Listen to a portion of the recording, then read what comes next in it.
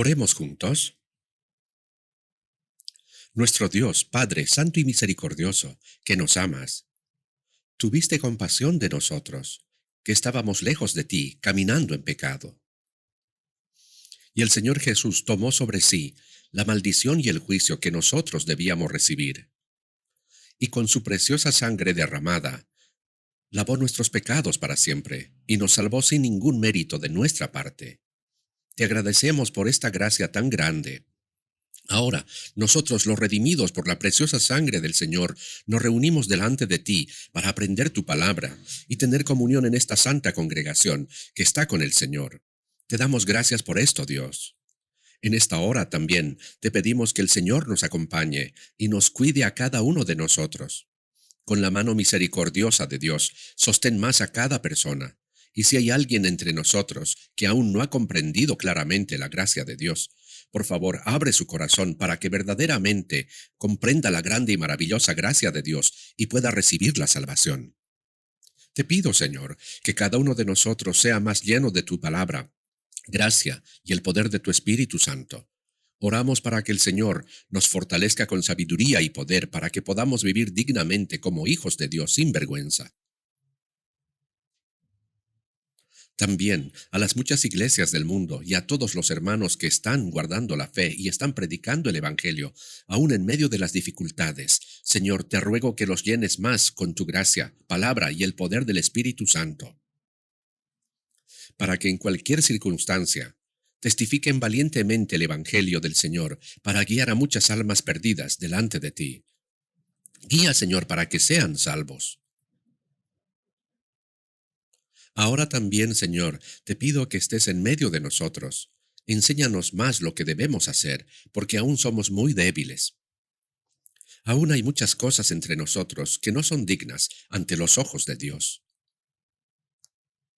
Por eso, Señor, con tu gracia, palabra y el poder de tu Espíritu Santo, te pido que nos sostengas más y haznos más perfectos para que podamos caminar sin vergüenza como hijos de Dios. Haznos personas dignas de recibir la alabanza, gloria y honor delante del Señor, que vendrá pronto. Señor, que nos das la palabra necesaria, según el tiempo adecuado, y que nos enseñas el camino que debemos andar. En este momento, también enséñanos la santa voluntad de Dios que deseas manifestarnos, y lo que debemos hacer, y cómo debemos caminar. Todo esto hemos orado en el nombre de nuestro Señor Jesucristo. Amén. Busquemos juntos en la Biblia. Busquemos el Salmo 1. Salmo capítulo 1.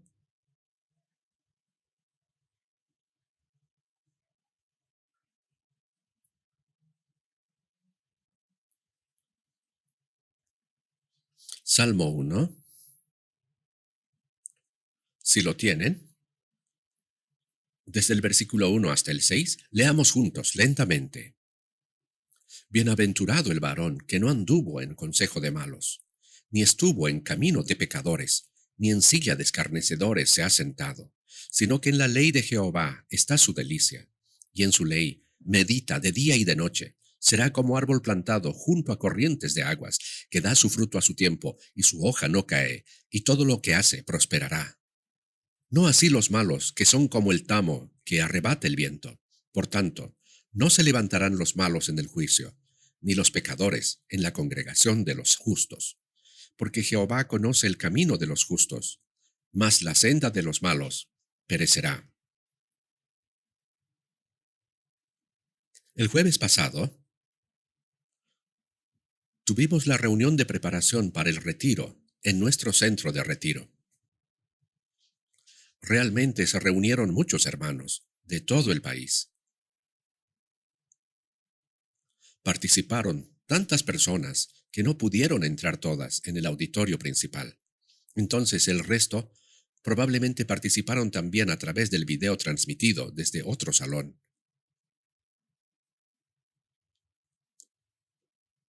Cada año, el número de participantes en los retiros aumenta continuamente. Y creo que probablemente más personas reciben la salvación a través de los retiros. Por eso valoramos mucho nuestro centro de retiro, y hasta ahora hemos trabajado diligentemente en su construcción, ¿verdad? Y ahora, como son muy insuficientes las instalaciones del hospedaje, acabamos de comenzar la construcción de 3 edificios de dormitorios. Ahora, estamos en el proceso de mover la tierra, y estimo que el periodo de construcción demorará unos 2 años. Cuando esos 3 edificios estén terminados, habrá aproximadamente 480 habitaciones. Parece que será un poco más que las que tenemos actualmente.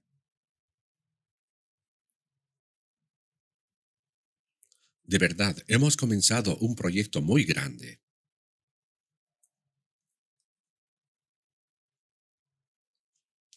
Si incluimos todos los edificios auxiliares, el área de construcción será aproximadamente de 33.000 metros cuadrados, y el costo de construcción, ya que estos costos se han disparado últimamente, se estima, se superarán los 60.000 millones de wones para esta obra. Aún así, las iglesias de todo el país están participando juntas e impulsando esto. Agradecería si todos pudieran tener interés, orar juntos y participar de todo su corazón hasta que se complete esta gran obra.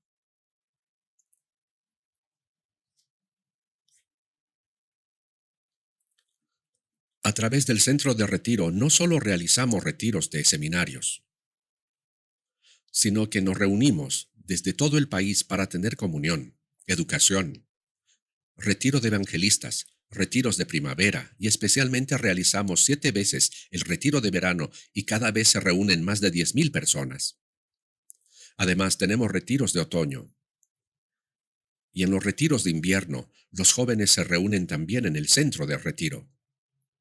De diversas formas, el centro de retiro se usa de manera muy preciosa y pienso que si no lo hubiéramos tenido, nuestra iglesia habría sido muy diferente de lo que es ahora.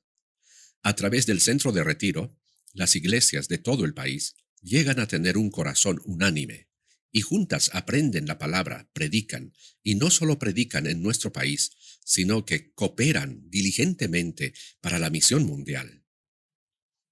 Lo están haciendo muy bien. Incluso ahora también, nuestro centro de retiro es muy grande, pero una vez que se complete toda el área que se está construyendo, creo que por lo que sé, no habrá otro centro de retiro más grande que el nuestro en todo el mundo. No es para comparar con otros, sino que lo hacemos por necesidad. Por eso tenemos que orar juntos y cooperar para esta obra. Realmente debemos hacer nuestro mejor esfuerzo para que más almas reciban la salvación en esta última oportunidad que nos dio el Señor antes que Él regrese, ¿verdad? Hoy quisiera hablar con las palabras del Salmo 1, bajo el título El camino del verdadero cristiano.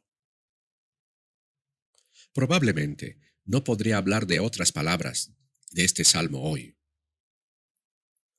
pero trataré de hablar según el tiempo que lo permita. Como saben, gran parte de los salmos fue escrita por el rey de Israel, por el rey de Israel David. David era una persona que cantaba, usaba bien los instrumentos musicales. También escribía poesías. Y no solo vivió una vida de fe distinguida, confiando en Dios diligentemente, sino que también mostró bien su fe en estos salmos. En especial, el Salmo 1 creo que es representativo en todo el resto de los 150 capítulos de Salmos. Y creo que la mayoría del contenido de este libro fue escrito por el rey David.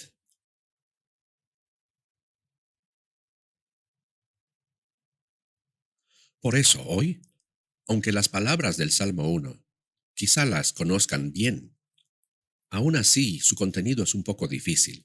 A primera vista es así. Por eso vamos a estudiar profundamente, palabra por palabra, y recibir juntos las enseñanzas de la palabra de Dios a través de este salmo. Primero, vamos a ver el versículo 1. En el capítulo 1, versículo 1 dice, bienaventurado el varón. ¿Quién sería esta persona bienaventurada? Esta bienaventuranza no es la que habla a la gente del mundo. Los hombres consideran como bienaventuranza el ser ricos, sobresalir más que otros, vivir una vida lujosa, comer bien, vestirse bien y parecer lujosos ante los demás. Eso piensan. Sin embargo, la bienaventuranza de lo que habla Dios, por supuesto, no es esa. Entonces, la persona bienaventurada, en una palabra, son los cristianos que han comprendido la gracia de Dios, han nacido de nuevo y han recibido la salvación. Ellos son los bienaventurados. A los cristianos, Dios les llama bienaventurados. Los capítulos 5, 6 y 7 de Mateo se llaman el Sermón del Monte. Son una larga palabra que Jesús habló en la montaña. Y en el capítulo 5, versículo 3, también habla sobre las personas bienaventuradas. Dice, bienaventurados los pobres en espíritu, porque de ellos es el reino de los cielos. Por otro lado, lo que la gente mundana considera bienaventuranza es completamente diferente. Ellos dicen que las personas ricas son las bienaventuradas. Pero Jesús dijo que los pobres, especialmente los pobres de espíritu, son los bienaventurados. Aquí, porque de ellos es el reino de los cielos, significa que esas personas pobres de espíritu podrán ser salvas, pueden ir al cielo. Dios llama a los pobres para hacerlos ricos en fe, y a los pobres se les predica el Evangelio. Hay muchas palabras así. Y pensemos entre nosotros que estamos reunidos aquí, también quizá hay personas tan ricas. Los muy ricos no vienen a estos lugares porque ya están ocupados yendo a divertirse, yendo a jugar golf, o están enloquecidos por disfrutarse carnalmente. ¿No es cierto? Si la carne es rica, los hombres no piensan en el alma. Y si son ricos en este mundo, tampoco piensan en el problema del mundo venidero.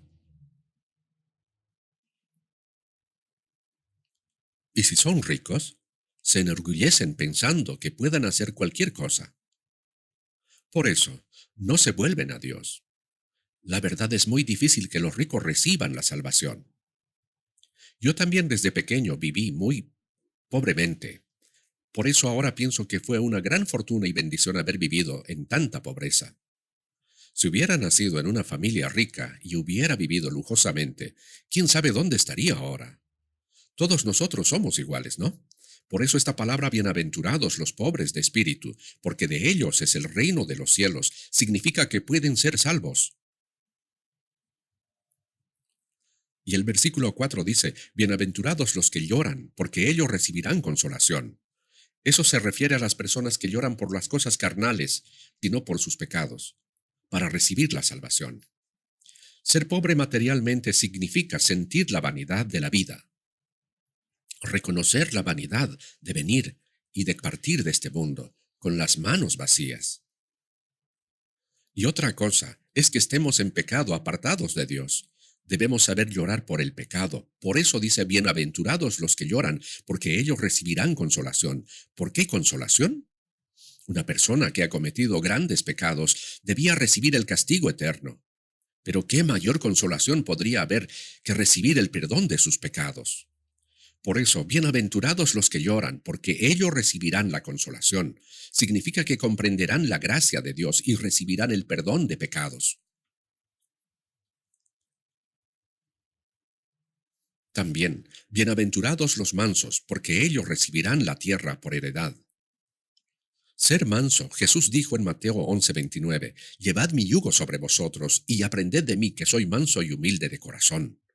Ser manso es ese corazón que obedece silenciosamente a la palabra de Dios sin importar qué sufrimiento haya. Después de recibir la salvación, nace ese corazón manso, el corazón que obedece calladamente a la palabra de Dios. Que ellos recibirán la tierra no significa que recibirán algún terreno en este mundo, sino recibir esa herencia eterna en el cielo. Y Mateo 5:7 dice, bienaventurados los misericordiosos, porque ellos alcanzarán misericordia. Aquel que ha recibido la misericordia y la compasión del Señor por la gracia de Dios, también puede ser misericordioso con otros, ¿cierto? Ser misericordioso es anhelar salvar las personas que aún están en pecado. El anhelo de predicarles el Evangelio de la gracia de Dios, y también el corazón de mostrar misericordia a las personas salvadas que aún tienen la fe débil. Ese es el corazón. Bienaventurados los misericordiosos, porque ellos alcanzarán misericordia. Si somos misericordiosos con los demás, recibiremos una mayor misericordia de parte de Dios. Y bienaventurados los de limpio corazón, porque ellos verán a Dios. Ahora, después de ser salvos, el corazón va cambiando poco a poco por la palabra de Dios y por el Espíritu. Así el corazón, que será más engañoso que todas las cosas y perverso, se vuelve muy limpio. El corazón se vuelve puro. Con ese corazón puro verán a Dios. Quiere decir que se abrirán nuestros ojos espirituales. Incluso, las personas que aprenden la Biblia tienen el corazón lleno de restricciones. No pueden ver la Biblia. Bienaventurados los de limpio corazón, porque ellos verán a Dios. Se refiere a comprender la verdad de Dios a través de esta palabra.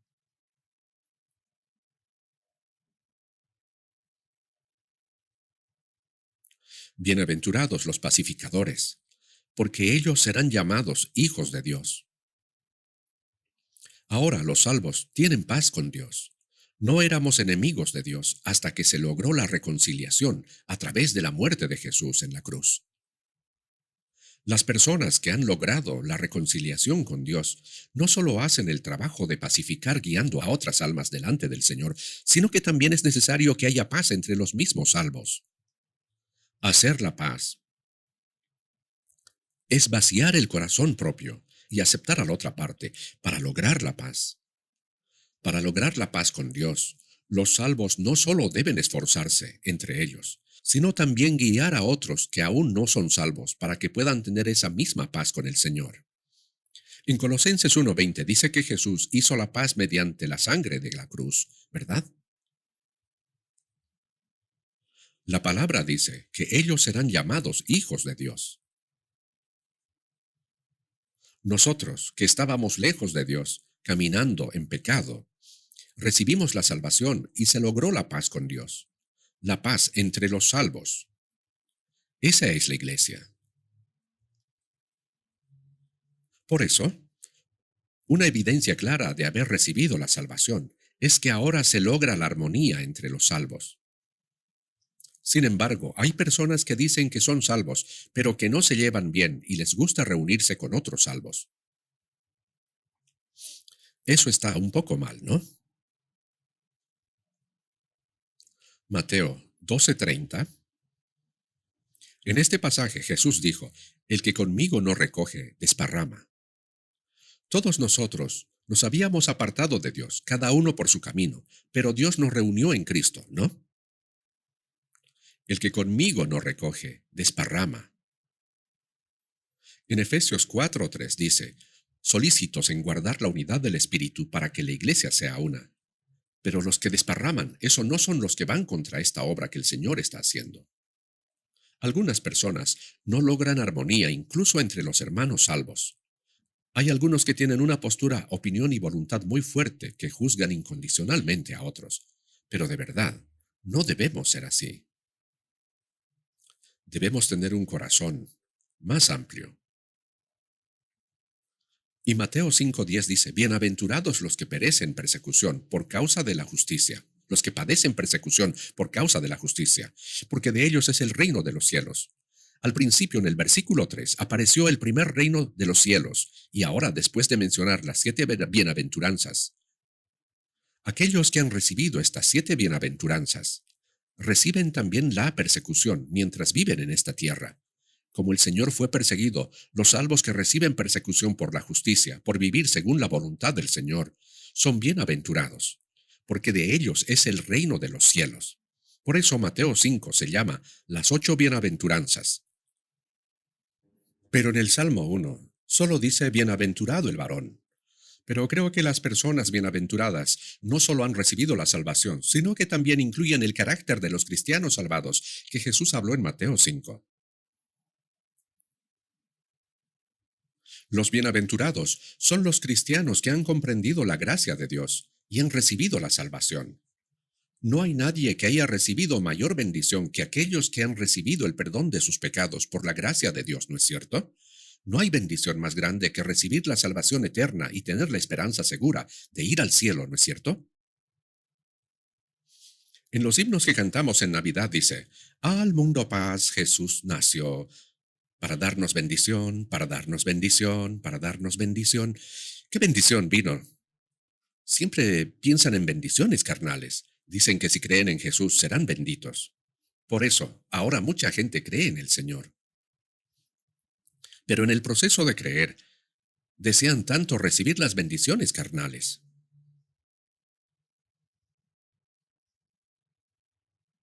Entonces, si ven cómo oran esas personas, oran para que toda la familia tenga salud, para que el negocio de su esposo vaya bien, para que todo prospere. Esperan las bendiciones que la gente del mundo desea. Sin embargo, las bendiciones de los salvos, por supuesto, no son esas. Si esas cosas fueran bendiciones, entonces Jesús, quien vino a este mundo, vivió de la manera más pobre. Él fue concebido en el cuerpo de una virgen, y como no había lugar donde nacer, nació en un establo de animales, en un pesebre de animales, y creció durante 30 años como hijo de un carpintero pobre.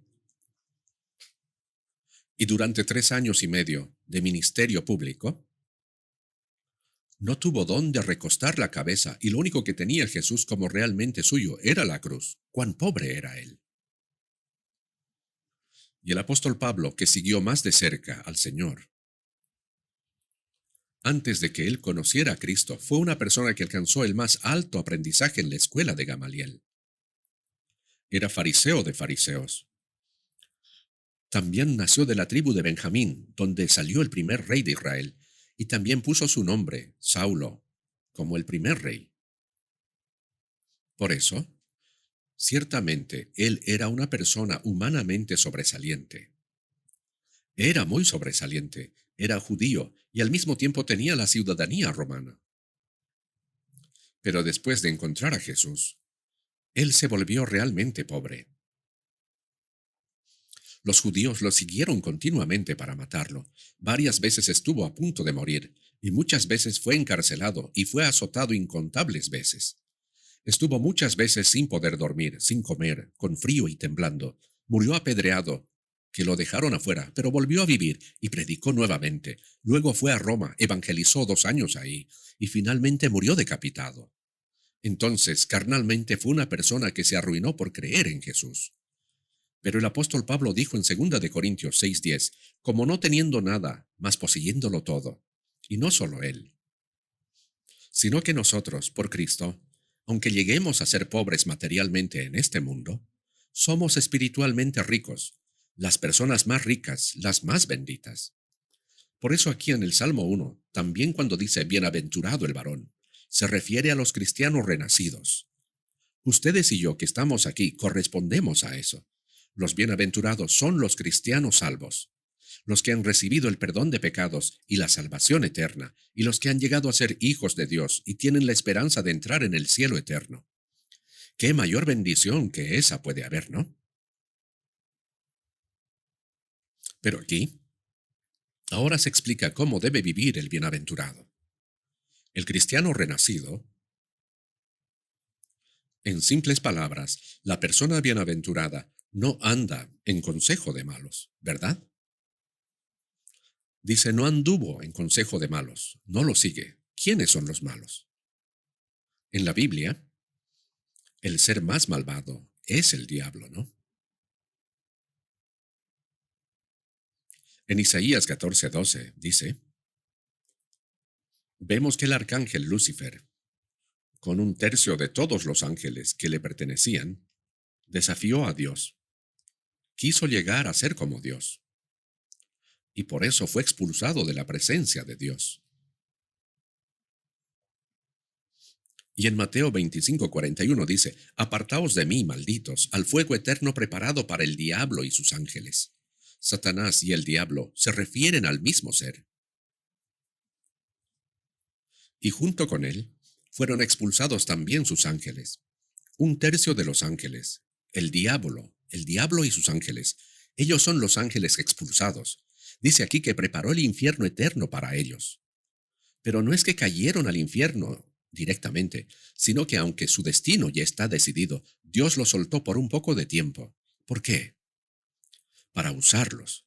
En Proverbios 16:4 vemos que dice, todas las cosas ha hecho Jehová para sí mismo, y aún al impío para el día malo.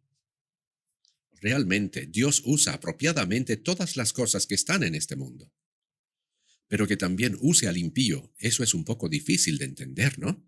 También usa al diablo. ¿Y cómo lo usará?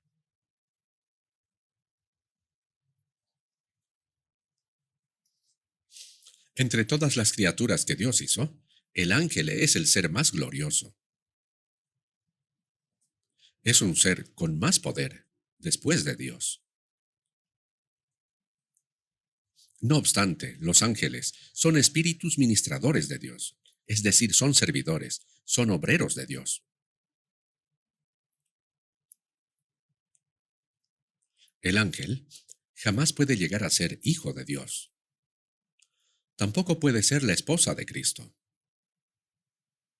Además, Jesús no murió en la cruz por los ángeles caídos. No les perdona sus pecados. Si el ángel cae una vez, eso es el fin. Ya está preparado el infierno eterno para ellos. Pero, antes de enviarlos al infierno, Dios los usa. ¿De qué manera? ¿De qué manera los usa? El propósito por el cual Dios creó al hombre y a los ángeles son completamente diferentes. Dios hizo al hombre para que llegara a ser como él, conforme a la imagen de Dios. En Génesis 1:27 dice que Dios creó al hombre a su imagen. Varón y hembra los creó, es decir, hizo a Adán y Eva. Dios los creó a su imagen. Obviamente esto se refiere al espíritu. Dios los hizo a su imagen. ¿Pero qué pasó en el huerto del Edén? Para llegar a ser como Dios,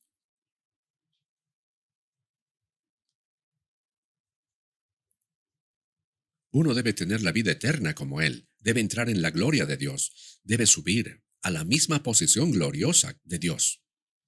Dios los hizo conforme a su imagen y semejanza, para que llegaran a ser como Él. Pero en el huerto del Edén, Adán y Eva fueron muy desválidos. Pues, aunque fueron creados a la imagen de Dios, para obtener la vida eterna, para ir al cielo, para ser hijos de Dios y para ser objeto del amor de Dios, lastimosamente, ahora no es así. Ahora es un ser incompleto. ¿Por qué? Pues para obtener esa gloria de llegar a ser como Dios, debían pasar por una prueba. Llegar a ser como Dios no es algo que simplemente se le da, sino que uno mismo debe obtener esa gloria, debe pasar por la prueba. ¿Qué prueba? Debe vencer la prueba de este diablo Satanás que fue expulsado por haber querido ser como Dios. Eso es lo que Dios determinó. Por eso, no envió al diablo de frente al infierno, sino que lo usa para este fin.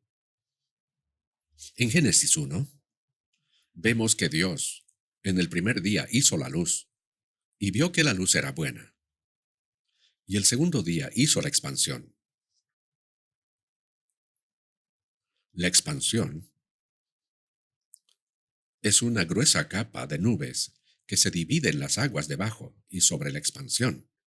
Las aguas debajo de la expansión se convirtieron en el mar y las que estaban sobre cubrían transparentemente la tierra. Esa expansión es el cielo que vemos, donde vuelan las aves y donde pueden volar los aviones.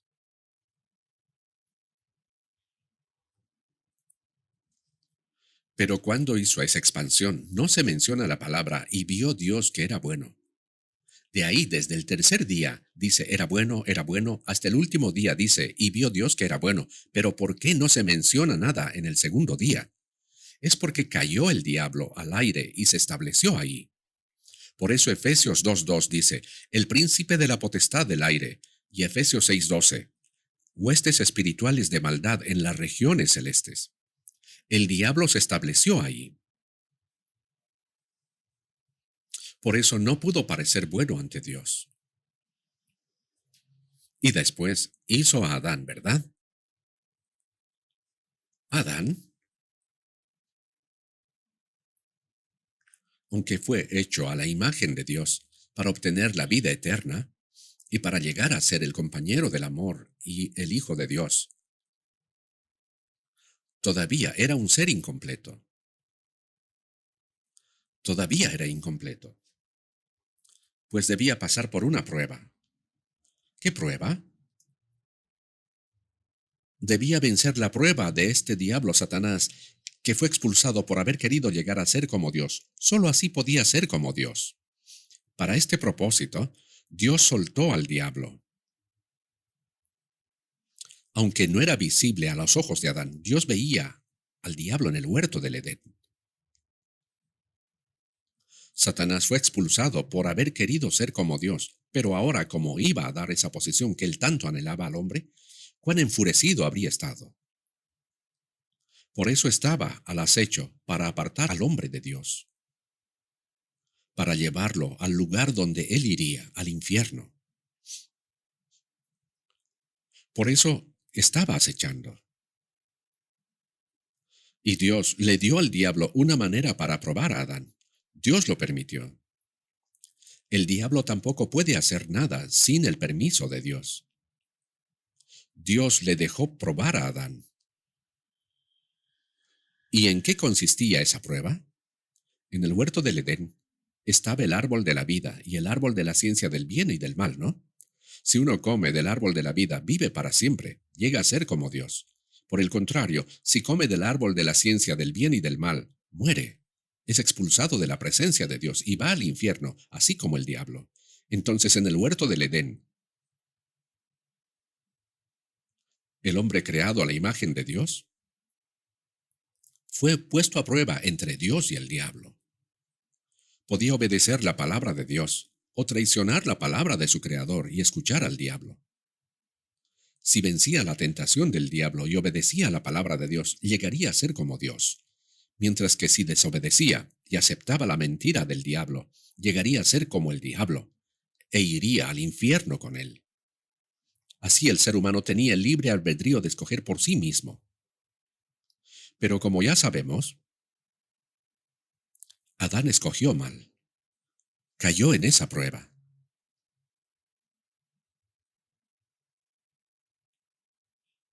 Pero los bienaventurados, o sea, los salvos, ya no andan en consejo de malos. Este malo se refiere primeramente al diablo. En la oración que el Señor enseñó en Mateo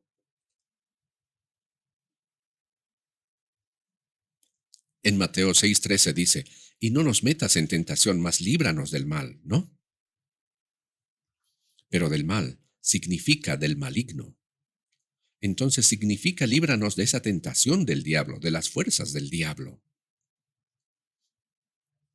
Por eso, primero, ante los ojos de Dios, ¿quién es el más malvado? Es el diablo. Los cristianos salvos ahora ya no deben caer en esa tentación del diablo. No deben seguir al diablo.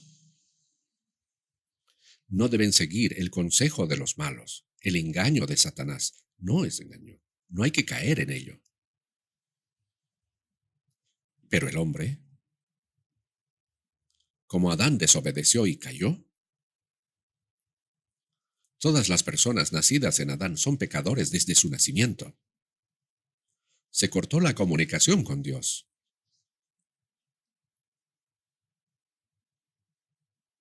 Y por causa del pecado la tierra maldita deben sudar y trabajar para comer y vivir en él. El vivir mismo en este mundo es una maldición y un sufrimiento de trabajo.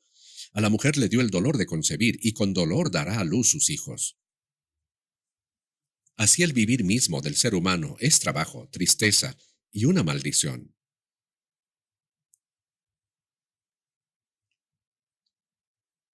Por eso todas las personas desde el inicio nacen como pecadores en Adán y heredan directamente esa naturaleza corrompida.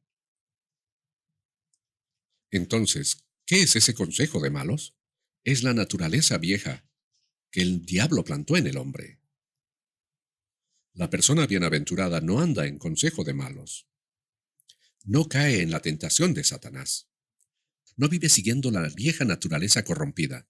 Entonces el malo primeramente se refiere al malo y al mismo tiempo no piensa solo en la gente cruel de este mundo, sino en la naturaleza vieja que está en mí.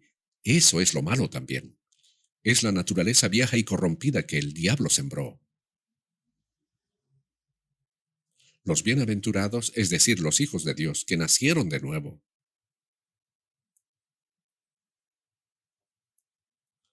ya no deben vivir siguiendo los deseos de la carne corrompida, sino siguiendo al Espíritu Santo ahora. No vivir siguiendo la tentación del maligno, del diablo. Tampoco según nuestros deseos carnales, sino vivir siguiendo la guía del Espíritu Santo. Ese consejo de malos es la naturaleza vieja que Satanás sembró en nosotros. Y al mismo tiempo, es la astucia malvada del hombre. Está diciendo que no debemos andar en eso. Proverbios 1:10 dice, Hijo mío, si los pecadores te quisieran engañar, no consientas. Hijo mío, no sigas el consejo de los malvados. No lo sigas, está diciendo eso. Nosotros, los salvos, somos hijos de Dios, ¿verdad? Pero dice, que no sigamos el consejo de los pecadores. Aunque seamos salvos, aún queda esa naturaleza vieja. Sería bueno que si desapareciera por completo, a través de la palabra y el Espíritu, vayamos siendo transformados poco a poco. Ser transformado significa que la naturaleza vieja gradualmente desaparezca, y en mí la naturaleza de Cristo, la divinidad de Dios, poco a poco se va formando. Sí, el corazón cambia. Por eso, aunque sean salvos, si aún no han crecido en la fe, tienen esa naturaleza, la disposición de pecar. Eso es el consejo de malos. ¿Me dejo entender? ¿Dónde está el consejo de malos? En mí. No señalen solo al diablo allá, ni piensen solo en los malvados de este mundo, sino que la naturaleza vieja que está en nosotros, ese es el consejo de malos. Hermanos, no debemos seguir, ni comportarnos según el consejo de malos. La persona salva ahora debe vivir según el Espíritu Santo, siguiendo la palabra de Dios, y no según esa naturaleza vieja, esa naturaleza pecaminosa caída que Satanás dio.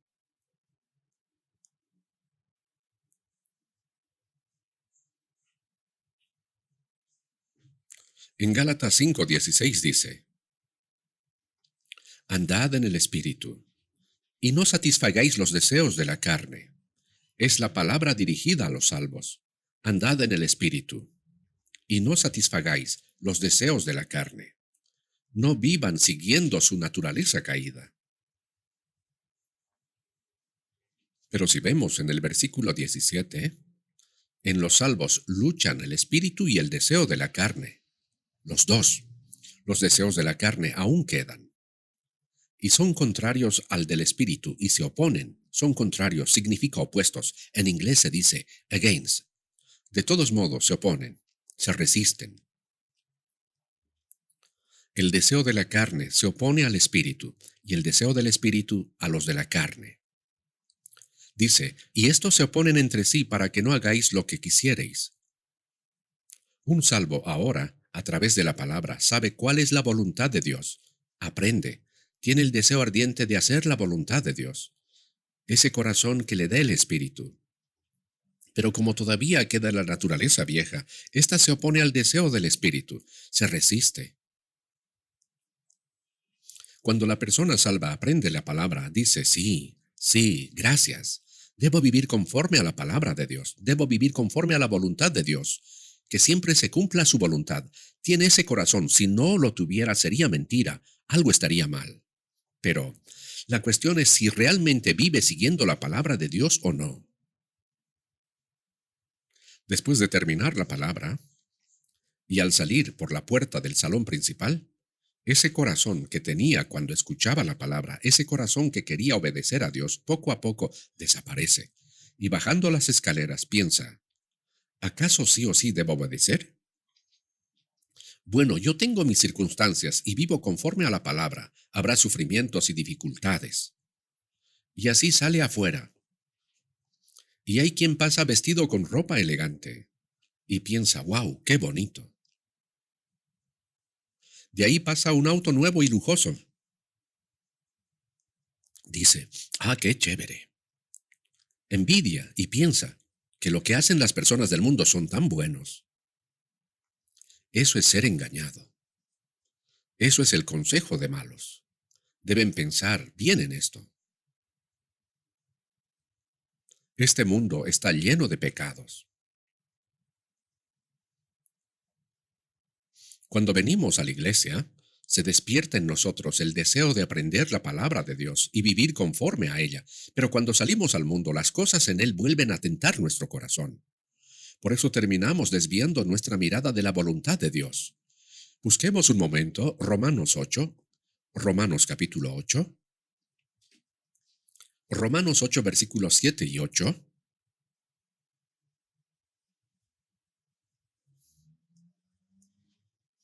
Romanos 8 versículos 7 y 8. Leamos juntos. Por cuanto los designios de la voluntad de la carne son enemistad contra Dios, porque no se sujetan a la ley de Dios, ni tampoco pueden. Y los que viven según la carne no pueden agradar a Dios. Los designios, es decir, los pensamientos de la carne son enemistad contra Dios. Incluso los salvos aún conservan pensamientos carnales. Ese viejo carácter que no ha sido transformado. El pensamiento carnal es enemigo de Dios. Antes de la salvación, claro que éramos enemigos. Pero aún, tras ser salvos, eso permanece todavía, va en contra de Dios. Por eso, en Mateo 10:36 dice que los enemigos del hombre serán los de su casa. También dentro de mí hay un enemigo que es la parte que no quiere obedecer a la palabra de Dios. Como es enemigo de Dios, no se sujeta a la ley de Dios, ni tampoco puede, dice. La carne no quiere someterse a la ley de Dios. Siempre está el otro pensamiento de realmente tengo que vivir conforme a su palabra. La carne no se somete a la ley de Dios, por eso debe ser transformado. Hasta que haya un cambio. La carne y el Espíritu Santo dentro de nosotros están en una constante lucha. Por eso los que viven según la carne no pueden agradar a Dios. Aunque hayan sido salvos, si aún viven arrastrados por la carne, no pueden agradar a Dios. La carne tiene un corazón que se opone a Dios. Debemos tener en cuenta que en nosotros todavía queda ese viejo carácter que puede ser utilizado por el diablo. Ahora veamos Romanos 8, versículos 13 y 14. Leamos juntos. Porque si vivís conforme a la carne, moriréis. Mas si por el Espíritu hacéis morir las obras de la carne, viviréis. Porque todos los que son guiados por el Espíritu de Dios, estos son hijos de Dios. Si vivís conforme a la carne, moriréis. Esta es una expresión muy radical, ¿no? Una persona que dice haber recibido la salvación, si vive conforme a los deseos de la carne, no solo morirá su cuerpo, sino que su alma podría ir al infierno eternamente, y eso podría ser prueba que no fue salvo en realidad.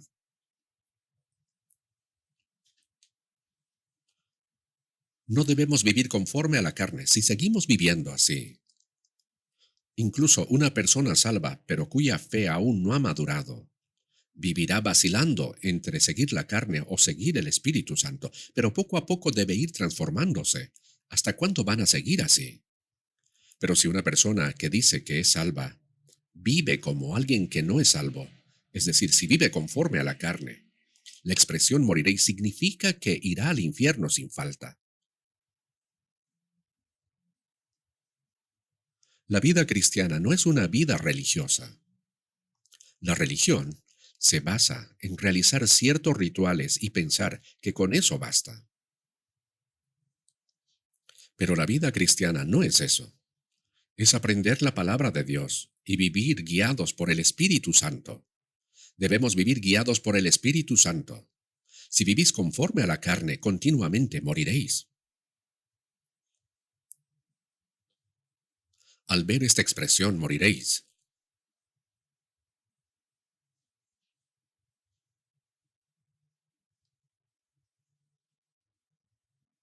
realmente es una palabra aterradora. Es muy temible. Pensándolo bien, no se refiere solo a la muerte física, sino también a la muerte eterna. Mas si por el Espíritu hacéis morir las obras de la carne, viviréis.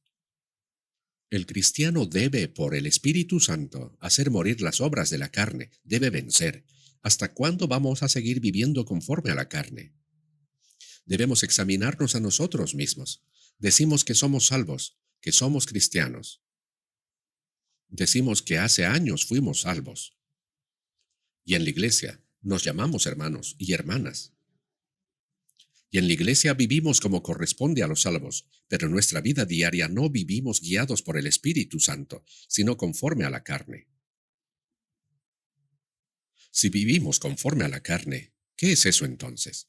¿No sería la evidencia de que no son salvos todavía? ¿Cómo puede un salvo vivir así? Por eso, la palabra si vivís conforme a la carne moriréis es una expresión muy aterradora. Mas si por el Espíritu hacéis morir las obras de la carne, viviréis. La persona salva tiene en ella el Espíritu Santo. Romanos 8:9 dice, si alguno no tiene el Espíritu de Cristo, no es de él. El Espíritu Santo habita en los creyentes. El Espíritu Santo poco a poco somete a la carne y transforma nuestro corazón para guiarnos a vivir conforme a la voluntad de Dios gradualmente. Por eso, todos los que son guiados por el Espíritu de Dios, estos son hijos de Dios. El Espíritu de Dios es el Espíritu Santo, ¿no? La expresión del Espíritu de Dios de Cristo, el Espíritu Santo, significan lo mismo. Ser guiados por el Espíritu de Dios es la evidencia de que somos hijos de Dios. Pero si alguien no vive en absoluto según el Espíritu, por más que diga con palabras que es cristiano y que ha sido salvo, en realidad no vive de esa manera. Entonces es falso, ¿no es así? Es un cristiano falso.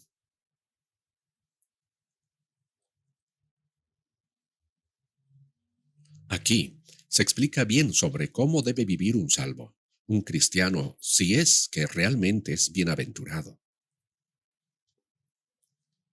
Bienaventurado el varón que no anduvo en consejo de malos. El consejo de malos.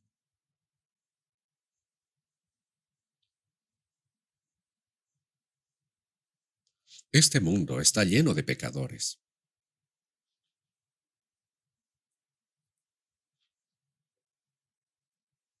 En 1 Corintios 15:33 dice, no erréis. Las malas conversaciones corrompen las buenas costumbres. Se dice que si conoces a los amigos de una persona, puedes conocer cómo es ella. Si nos acercamos a personas que son verdaderamente cristianos y llevan una fe firme, llegamos a parecernos a ellos. Pero, si nos sigue gustando estar más con los amigos del mundo que los hermanos en Cristo, quiere decir que su dirección espiritual está allá con ellos. Debemos alejarnos de las malas conversaciones.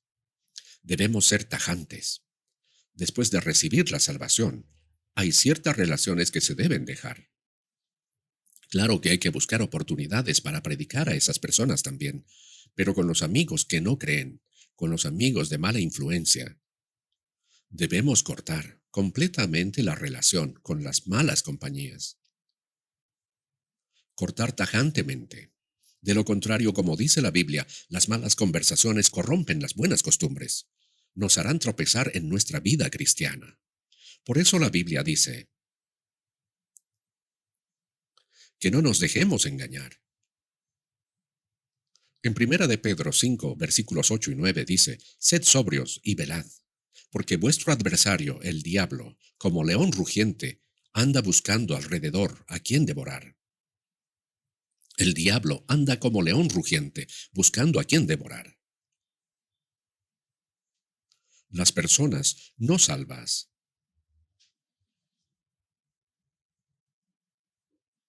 las que viven conforme a la carne, es como si ya estuvieran dentro del vientre del diablo. Ya han sido devoradas.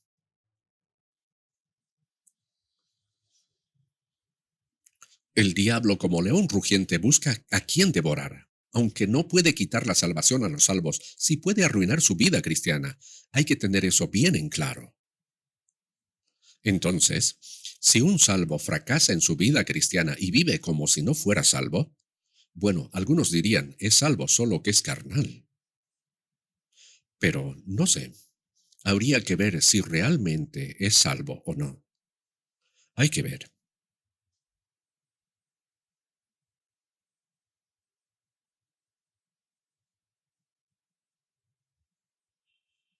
Por eso dice,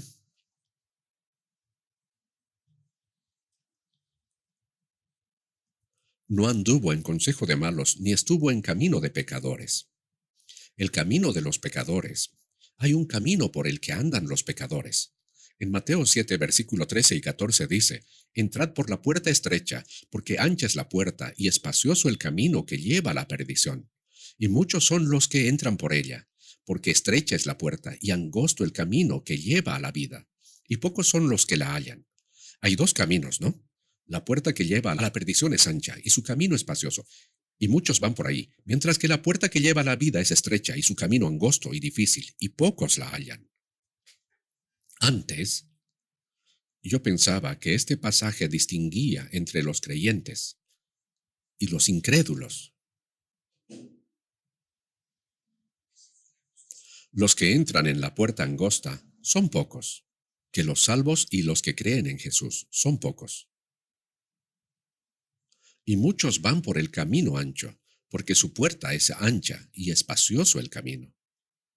En sí, no está mal esa interpretación, es válida, pero al mirar más profundamente este pasaje, no está simplemente dividiendo a los creyentes e incrédulos, sino que incluso entre los creyentes hay dos tipos de personas. Más adelante en Mateo 7:21 dice, no todo el que me dice Señor, Señor, entrará en el reino de los cielos, sino el que hace la voluntad de mi Padre que está en los cielos. El que dice Señor, Señor, es un creyente. Sería maravilloso si todos los que dicen Señor, Señor entraran al cielo, pero dice claramente que no todo el que dice eso entrará. Incluso dice que algunos profetizaron en su nombre, echaron fuera demonios, realizaron muchos milagros. Pero el Señor les respondió, nunca os conocí, apartaos de mí, hacedores de maldad. Esto quiere decir que uno puede actuar como profeta, pastor, evangelista, misionero, incluso doctor en teología, incluso sin haber recibido la salvación. Puede ser diácono, anciano o pastor. Encima, hay personas que en el nombre del Señor expulsan demonios y hacen milagros. Es impactante, ¿no? Pero el Señor dijo muy claramente, nunca os conocí, apartaos de mí, hacedores de maldad. El diablo también se disfraza como ángel de luz. Se presenta de una manera muy similar. Por eso, si analizamos bien este pasaje, veremos que la enseñanza sobre la puerta estrecha y la puerta ancha no se trata simplemente de distinguir entre los creyentes e incrédulos, sino que muestra que incluso entre los creyentes hay dos tipos de personas. Por ejemplo, Caín y Abel. Ambos ofrecieron sacrificios, ¿verdad? Sin embargo, Dios aceptó el sacrificio de Abel y no el de Caín. Ambos adoraron a Dios. Ambos fueron diligentes en sus ofrendas. Esto nos enseña que también entre los creyentes existen dos tipos de personas. Vivimos ahora en una época de tradición cristiana, en pleno siglo XXI. Hay muchas iglesias, muchos pastores y muchas denominaciones. Es muy impresionante. Pero la gran pregunta es, ¿cuántos de ellos realmente han nacido de nuevo? En Lucas 13:24 dice, esforzaos a entrar por la puerta angosta, porque os digo que muchos procurarán entrar y no podrán. Los que procuran entrar son los que creen y desean ir al cielo. Pero, aunque desean entrar, muchos no lo logran. Muchos procurarán entrar y no podrán, dice. Luego continúa diciendo que una vez que la puerta del cielo se cierra, desde afuera clamarán, Señor, Señor, ábrenos. Y él responderá, no sé de dónde sois, ¿cómo que no nos conoces? Delante de ti hemos comido y bebido, estuvimos cerca de ti, aprendimos de ti, tú nos enseñaste nuestras plazas. Pero Jesús respondió, no sé de dónde sois, apartaos de mí, todos vosotros, hacedores de maldad. Es muy sorprendente, ¿no? Hoy en día hay muchísimos cristianos. Recientemente estuve en Estados Unidos, visité Nueva York, nuestro retiro en Kentucky y también Washington. Y mientras viajábamos en carro, vi innumerables iglesias por el camino. Algunas eran muy grandes e impresionantes. Qué bueno sería que todas esas personas fueran realmente salvas. Invocan el nombre del Señor. Parecen ser creyentes firmes, pero en verdad es muy difícil encontrar a alguien que realmente haya nacido de nuevo. Al decir esto, algunos pensarán que es una afirmación exagerada.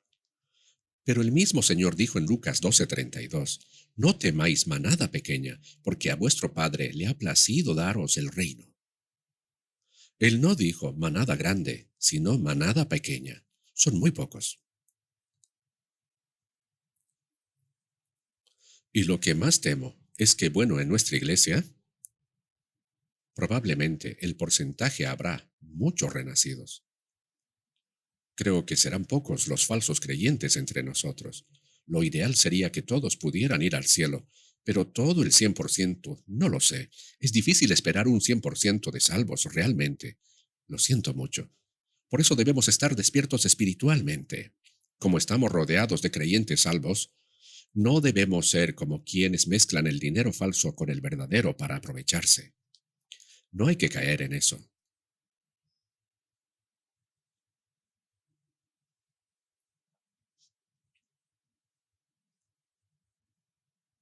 Dice que los salvos habitan en la congregación de los justos. ¿Y qué es la congregación de los justos? Es la iglesia, son los salvos. Los impíos y los pecadores no entrarán en la congregación de los justos, dice.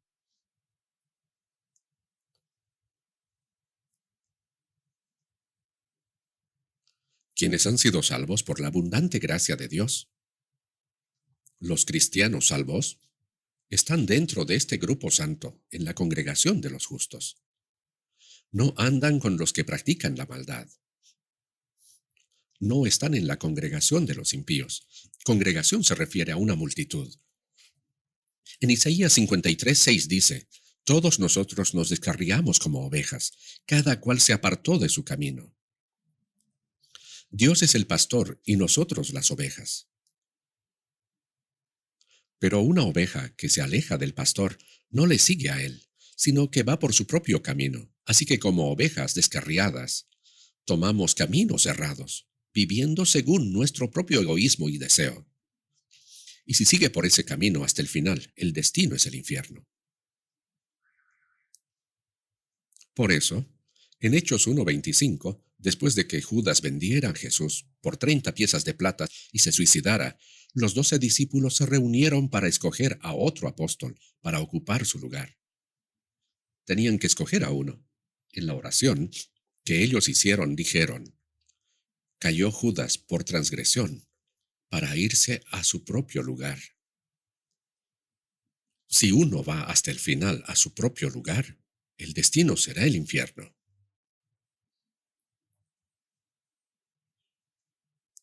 Ir por el camino propio lleva inevitablemente a la destrucción. Por eso, ahora debemos seguir el camino que Dios ha establecido. Hebreos capítulo 10, versículo 20 dice que este camino es un camino nuevo y vivo que Él abrió a través del velo, esto es, de su carne. ¿Entienden qué quiere decir esto? Cuando Jesús murió en la cruz, el velo del templo en Jerusalén se rasgó de arriba a abajo así.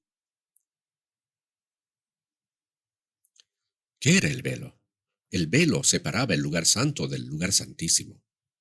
El lugar santísimo era donde habitaba Dios, el lugar más sagrado, y en el otro lado, en el lugar santo, estaban los que servían. Los israelitas, en el día de la expiación, el 10 del mes séptimo, llevaban la sangre de animales, como corderos, cabras o becerros, entraban al lugar santísimo, rociaban la sangre para expiar sus pecados del año, oraban y salían, luego esperaban hasta el próximo día de expiación. Pero cuando Jesús murió, el velo se rasgó de arriba a abajo, lo cual significa que ya no hay barrera entre Dios y el hombre. Dice camino nuevo y vivo que Él abrió a través del velo, esto es, de su carne. Cuando el cuerpo físico de Jesús fue entregado, el velo se rompió. La enemistad se quebró. Cuando Jesús estaba en la cruz, lo atravesaron con una lanza en el costado, y de su corazón brotaron sangre y agua. En ese momento se abrió la puerta del cielo, se derribó el muro que separaba al hombre de Dios. Entonces, el velo se refiere al cuerpo de Jesús. A través de su muerte física, Jesús abrió un camino nuevo y vivo hacia Dios. Y en el Salmo 23:3 dice, confortará mi alma, me guiará por sendas de justicia, por amor de su nombre. Confortar el alma es darnos la salvación, ¿no? Y luego dice que nos guía por sendas de justicia, por amor de su nombre. A los salvos, Dios los guía por caminos de justicia. Así que bienaventurado el varón que no anduvo en consejo de malos, ni estuvo en camino de pecadores, ni en silla de escarnecedores se ha sentado. ¿Quiénes son los escarnecedores? Son los orgullosos que rechazan la palabra de Dios. Incluso un salvo puede convertirse en escarnecedor si a pesar de conocer la palabra de Dios, dice, sé lo que dice, pero no puedo vivir así yo. No quiero. ¿Qué es eso? Es arrogancia y desobediencia. ¿No es así? Debemos obedecer la palabra de Dios. Filipenses 2:8 dice que Jesús se hizo obediente hasta la muerte y muerte de cruz. Y Mateo 11:29 dice que Jesús fue manso y humilde de corazón. Y según Isaías 53:7 dice, como cordero fue llevado al matadero, y como oveja delante de sus trasquiladores enmudeció, y no abrió su boca. Eso es ser manso. Los salvos, sin importar la aflicción y la dificultad, obedecen silenciosamente. Esa es la mansedumbre. Por eso, un escarnecedor es alguien que conoce la palabra de Dios, pero no la pone en práctica, y vive según su propio deseo. Eso es ser soberbio y ser escarnecedor. No debemos sentarnos en silla de escarnecedores, debemos levantarnos de ahí, ¿no es cierto? A veces se nos llama arrogantes y desobedientes porque conociendo la palabra no la practicamos. Entonces, no debemos permanecer en ese lugar, sino levantarnos y volvernos a Dios.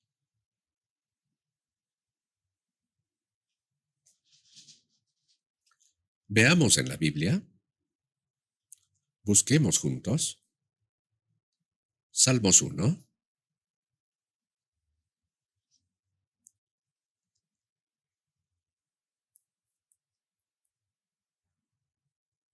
Leamos juntos Salmos 1, versículos 1 y 2. Bienaventurado el varón que no anduvo en consejo de malos, ni estuvo en camino de pecadores, ni en silla de escarnecedores se ha sentado, sino que en la ley de Jehová está su delicia, y en su ley medita de día y de noche. El cristiano bienaventurado no cae en el consejo de malos. ¿Quién es el diablo que vive según la carne corrompida? Es decir, no sigue sus malos deseos, y no se para en el camino de los pecadores. No sigue los caminos del mundo. No se sienta en la silla de escarnecedores, es decir, no permanece en la actitud de quienes conociendo la palabra se niegan a obedecerla, sino que se deleitan en la ley de Jehová. Aquí ley no se refiere a los 10 mandamientos, sino a toda la palabra de Dios. Dice, en la ley de Jehová está su delicia, y en su ley medita de día y de noche. Meditar es pensar profundamente en la palabra de Dios en todo momento, que sea de día o de noche. Es pensar profundamente en ella.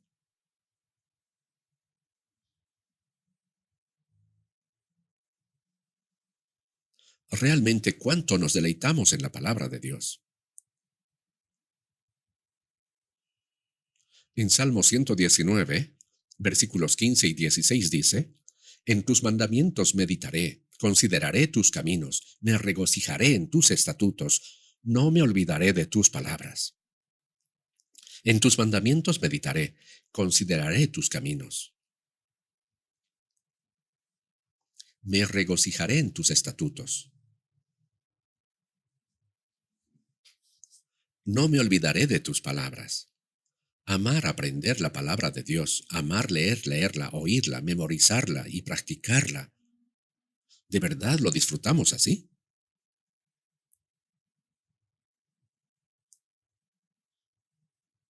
En el Antiguo Testamento, a diferencia de nosotros, no tenían acceso tan fácil a la Biblia. Pero ahora tenemos el privilegio de aprender tanto el Antiguo como el Nuevo Testamento y vivir en obediencia a la palabra. Es una bendición muy grande, pero si con todo este conocimiento no actuamos, no sirve de nada. Meditar significa pensar profundamente, comparar mi vida con la palabra y vivir conforme a ella. Proverbios 3:6 dice, reconócelo en todos tus caminos, y Él enderezará tus veredas. Reconocer a Dios en todos nuestros caminos es reflejarnos en la palabra y vivir según su palabra. Eso es reconocerlo. Si no lo hacemos, no lo estamos reconociendo. Si decimos, la Biblia dice eso, pero no quiero vivir así, entonces eso no es reconocer a Dios. Debemos meditar de día y de noche en la palabra de Dios y deleitarnos en ella y no olvidarla.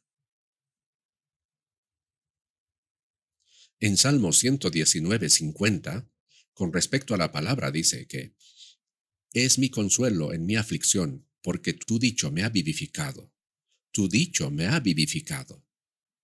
En medio de la aflicción, la palabra de Dios es nuestro consuelo, aunque pasamos muchas dificultades en esta vida. La palabra de Dios nos consuela. Tu dicho, oh Dios, me ha vivificado. Ella es mi consuelo. Aunque pasemos dificultades, si aprendemos la palabra, nos deleitamos en ella y deseamos vivir conforme a ella. Realmente la palabra nos vivificará. Realmente nos hará vivir. Veamos otro pasaje. Salmo 119. Salmo 119.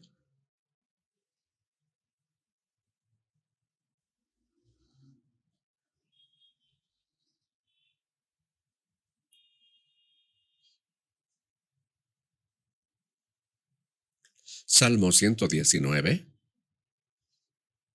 versículo 56.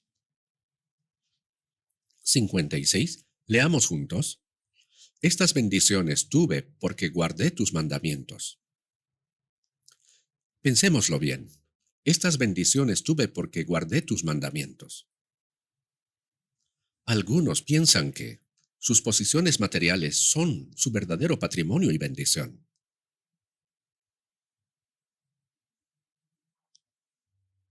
Creen que eso es suyo. Pero el salmista dice que su verdadera posesión es haber guardado la palabra de Dios. Dijo que el Señor recompensará según nuestras obras. Mateo 16:27 dice que pagará a cada uno conforme a sus obras. Y en Apocalipsis 22:12 dice, He aquí yo vengo pronto y mi galardón conmigo, para recompensar a cada uno según sea su obra. Aunque ahora no tengamos nada, si obedecemos su palabra, eso es nuestra posesión. Esa es la verdadera riqueza. Quien obedece la palabra será un heredero eterno ante el Señor. Esa es nuestra verdadera herencia. Dice, estas bendiciones tuve porque guardé tus mandamientos. Leamos también Salmo 119, verso 60. Leamos juntos. Me apresuré y no me retardé en guardar tus mandamientos. Me apresuré y no me retardé en guardar tus mandamientos. Hay que apresurarnos a obedecer los mandamientos del Señor. Si llegamos a entender la palabra, debemos hacer todo lo posible por obedecerla sin postergarla.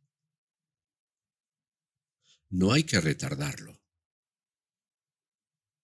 Leamos también el versículo 63. Compañero soy yo de todos los que te temen y guardan tus mandamientos. Compañero soy yo de todos los que te temen. Se refiere a los verdaderos salvos. Compañero soy yo de todos los que te temen y guardan tus mandamientos. Pensemos con qué tipo de personas nos relacionamos. No debemos tener demasiada intimidad con quienes no tienen relación con Dios. Por negocios o para predicar el Evangelio, puede que necesitemos relacionarnos con ellos. Pero nuestros verdaderos amigos deben ser los que temen al Señor y obedecen su palabra. A través de esos compañeros fieles debemos tener comunión. Dice que uno puede conocer el carácter de una persona al ver a los amigos que tiene. Si solo se rodea de personas necias, está mal. Debemos tener comunión sincera dentro del pueblo de Dios con los que guardan su palabra. ¿Tengo la verdad? Muchas cosas que decir sobre este salmo. Pero después hay que verlo más profundamente otra vez. Estamos viendo ahora el Salmo 119. Este capítulo es el más largo de toda la Biblia.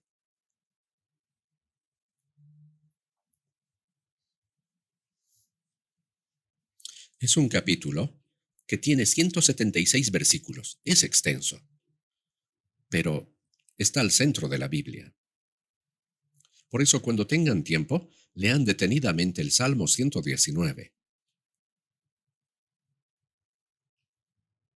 La próxima vez voy a seguir con la prédica.